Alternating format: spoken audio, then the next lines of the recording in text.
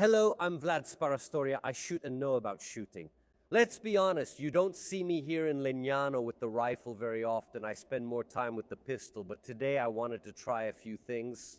In fact, I often find myself discussing, whether it's here with shooters or online through my work as a YouTuber, about accuracy and how to best choose ammunition for your own firearm. I honestly believe there are a lot of misunderstandings when it comes to the quality of the ammunition itself.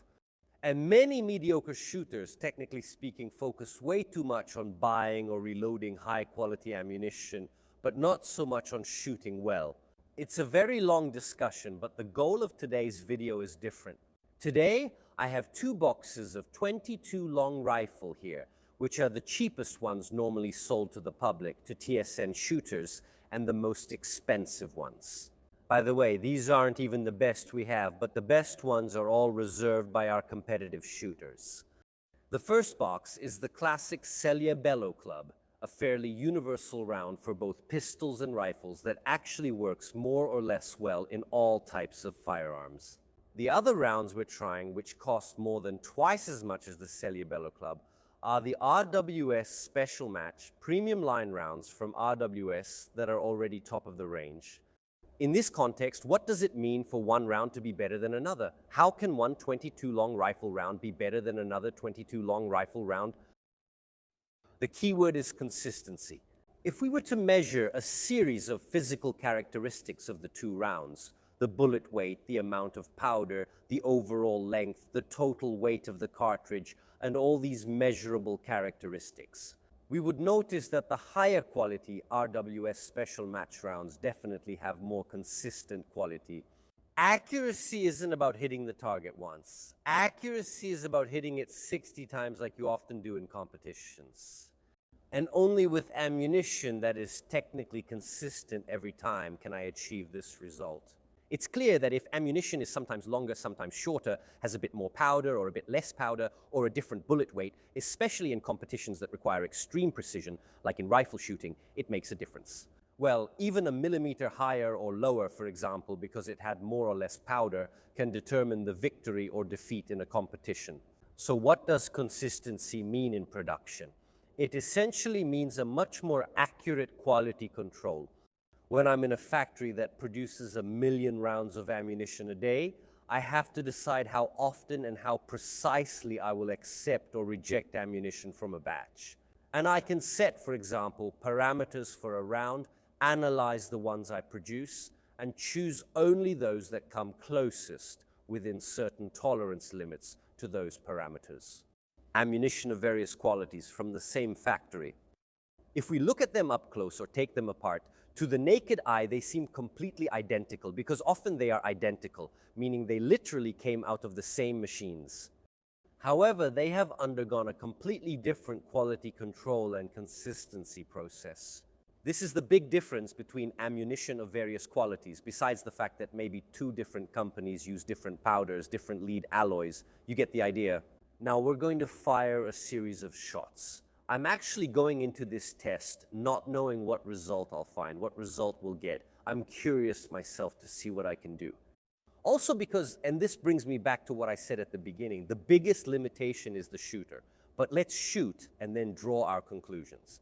Let's start with 10 shots from the Velo Club series. Then we'll do another 10 shots with the RWS Special Match. We'll evaluate and repeat the test, maybe to rule out variables like a cold barrel or others. Today we're using a Seg 68, a very interesting rifle that I know absolutely nothing about. I couldn't find anything about it on the web, but we'll get to that in another video because it's unusual. Anyway, let's unpack our Velo Club rounds. As you can see, I put this cool vise here to try it out. We have our target well lit at 50 meters. Now I'll do this series of 10 shots. Then I'll change the target another 10 with the special match, and let's see what we can do.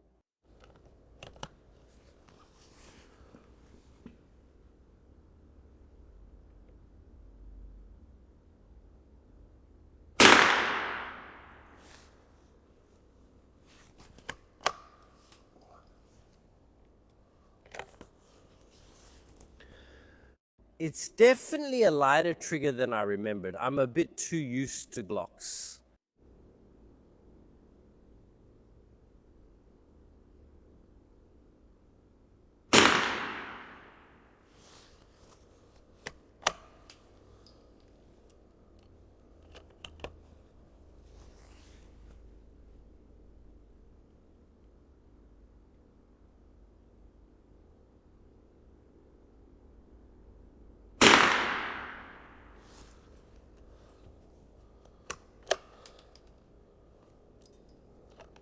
Oh, that went a bit wrong.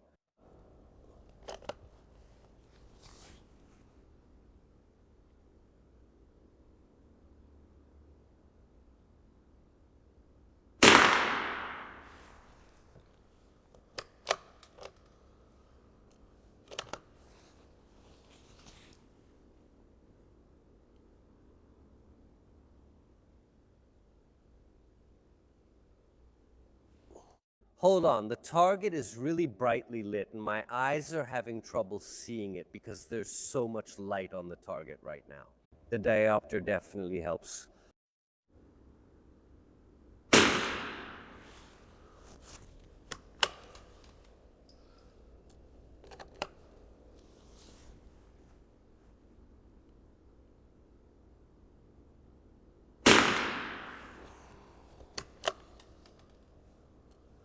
I'm sure the professional riflemen watching me right now are cursing like crazy because of how fast this series is.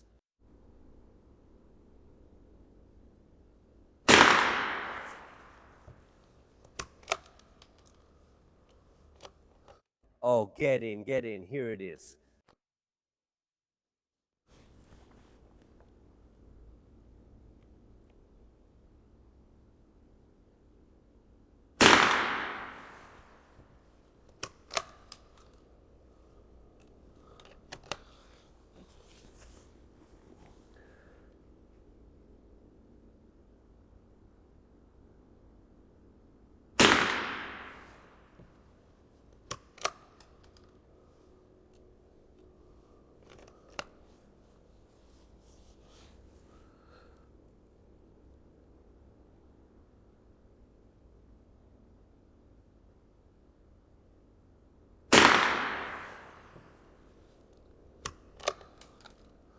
Okay, we've completed our series of shots with the B and O series.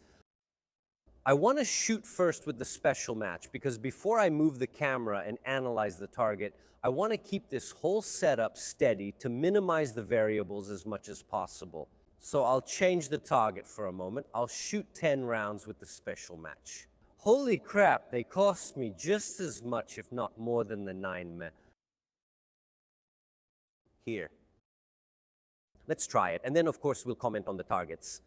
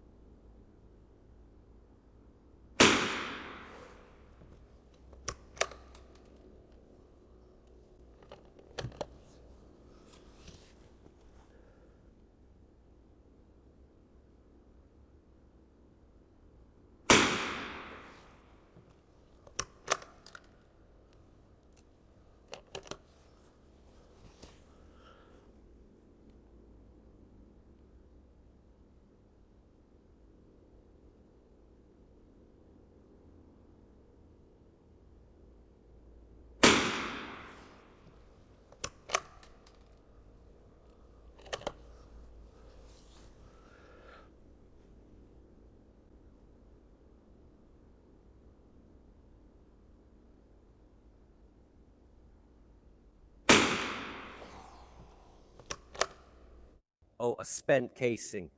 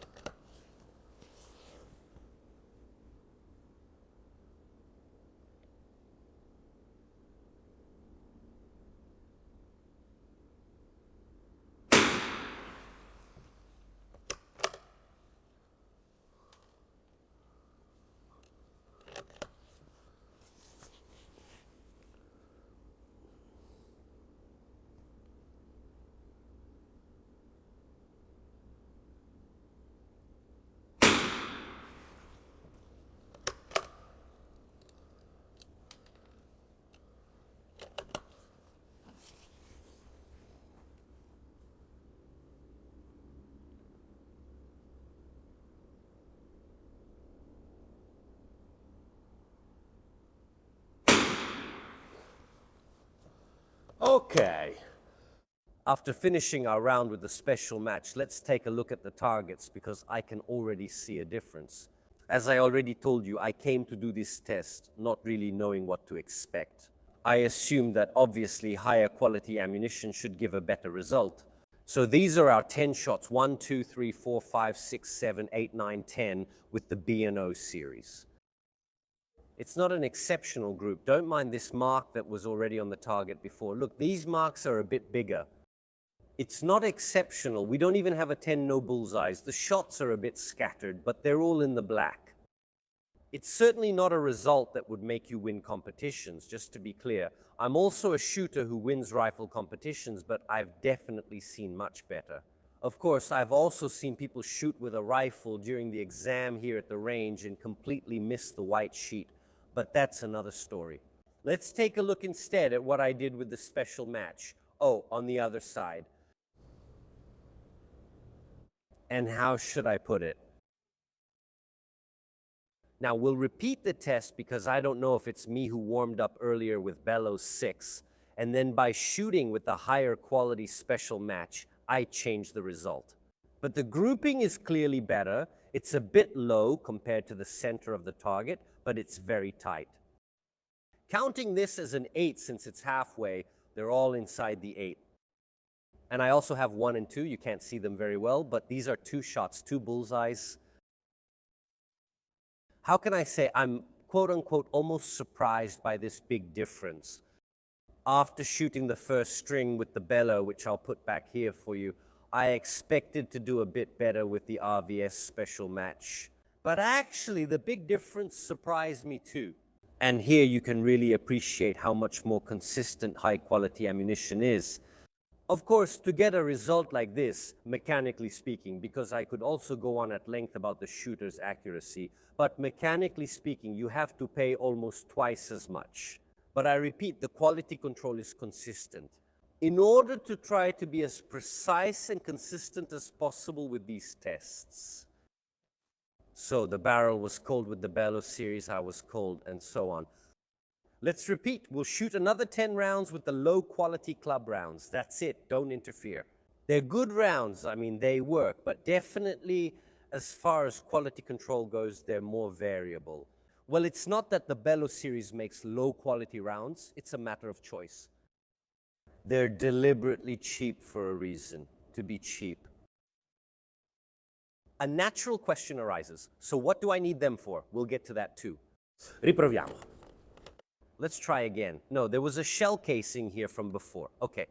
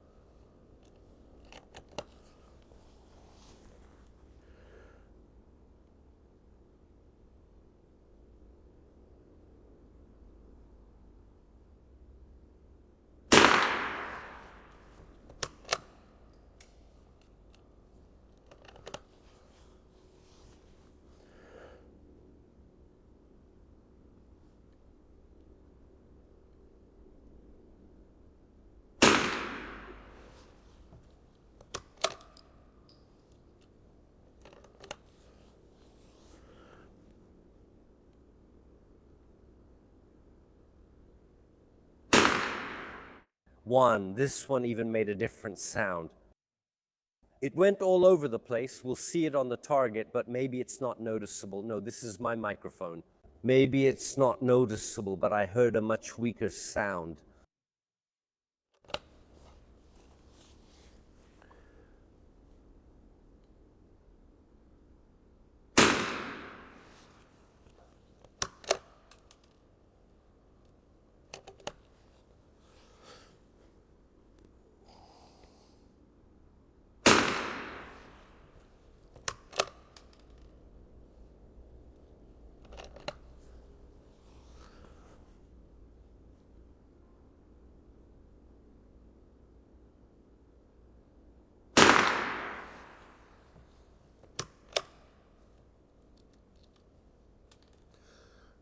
We have the 9th one. No.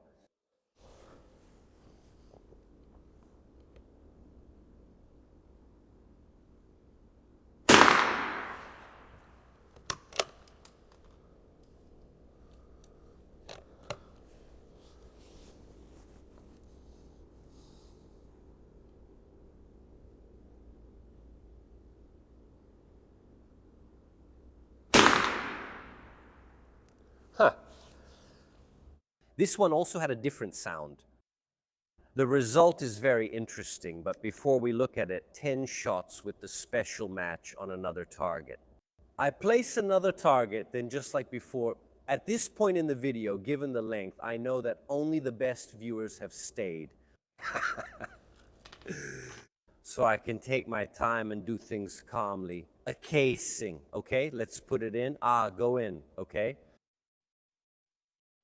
Ok, proviamo.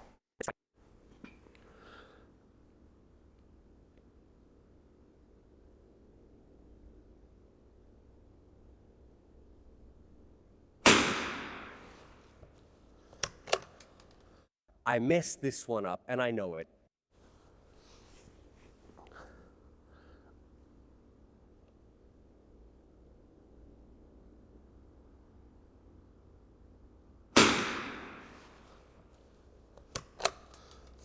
Maybe he's not holding the gun level, because they both went pretty low left.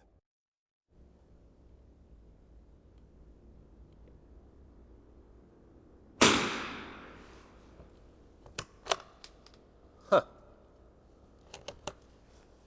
Oh, the barrel drops, I don't know, they all went low. The grouping is decent, but they're low to the left.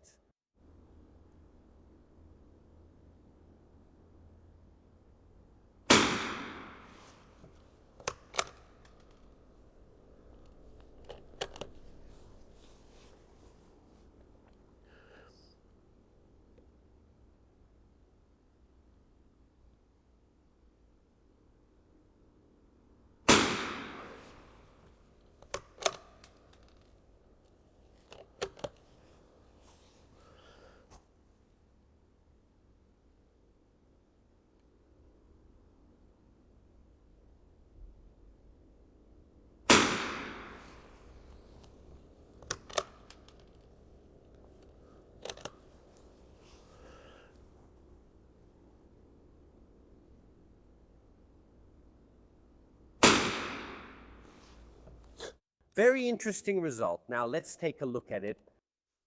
Let's continue.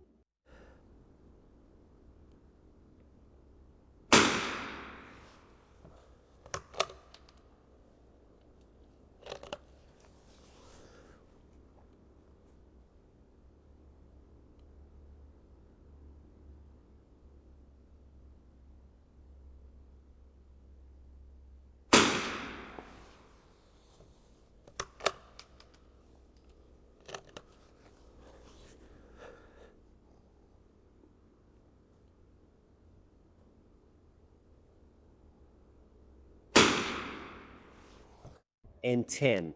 Let's comment on the results. The results are very interesting, I must say. This is the group, the second group shot with the bellow shells. Actually, now the group is much more centered, almost more consistent, even though the shots are in the 7 and 6 rings, while before with the RWS, we were all very tight, all inside the 8 and with 2 bullseyes. But there were those 2 shots, I don't know if you'll notice during editing, you'll see for yourselves, I don't know if the microphone picked it up, but there were 2 shots that, in my opinion, clearly had a different sound. And it's these 2, which both went pretty low and to the right. Was there more powder? Was there less powder? Probably less powder. Was the bullet heavier? Was the primer mixture in a different amount? I don't know, but clearly there were, out of 10 shots we fired, 2 shots that I would dare say were assembled differently. But perhaps the most interesting thing happened with the RWS, because look at what happened. And here it's important to understand how much the combination of weapon and ammunition can have an impact. Guardate. Look, a beautiful group, all of it shifted over here. And now it's not like, as you saw before, I'm perfectly capable of shooting a nice centered group. Now, I don't know if it's the heat of the barrel, I don't know if something has changed, but the barrel is starting to get a little bit hot right now, even for a .22. Beautiful group, all shifted down to the left. And it's no coincidence that Carabinieri, but also other shooters, especially precision shooters, spend an obsessive amount of time trying to figure out what the perfect combination between ammunition and firearm is. Because if we repeated these tests with another firearm, we would probably get different results. One thing that's pretty clear, though, regarding the qualitative consistency of the group, so the build consistency of the ammunition, how they were made, how they were measured, is clearly better with the RWS rounds. This is an interesting result. Honestly, I don't know what caused it, but still, the group, even if shifted, is the same diameter as the 8-ring. So in this sense, it's a fairly reproducible result. As you can see, we got some very interesting results, but they made the difference between these two types of ammunition quite clear. In my opinion, the result obtained in the last series, the special match, is very interesting, where the group was consistent, showing good quality of the ammunition. However, it was all shifted.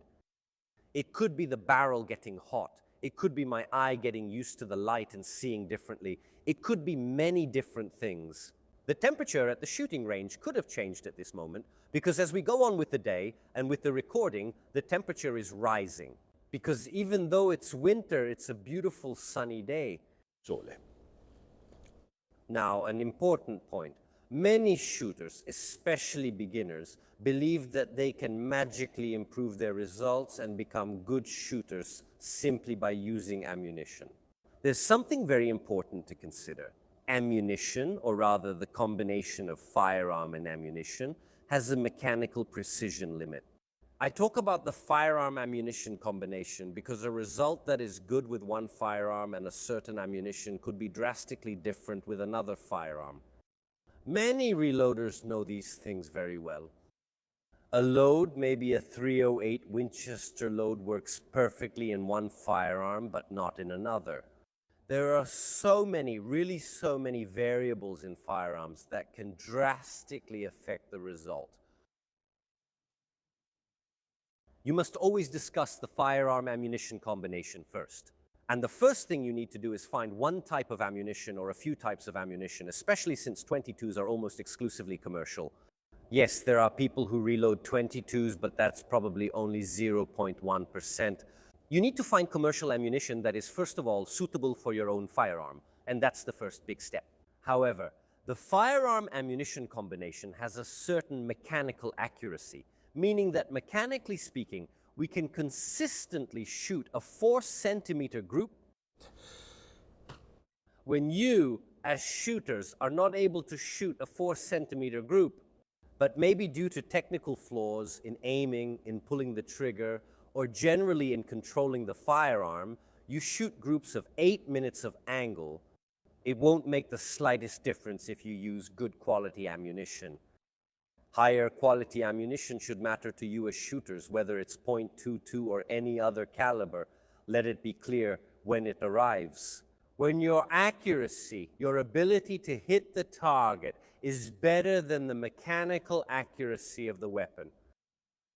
If you, in ideal conditions with the perfect ammunition, can make 2-centimeter groups, for example, while the weapon-ammunition combination makes 4 cm groups, then you need to use better ammunition to achieve those 2 cm. I hope I'm making myself clear.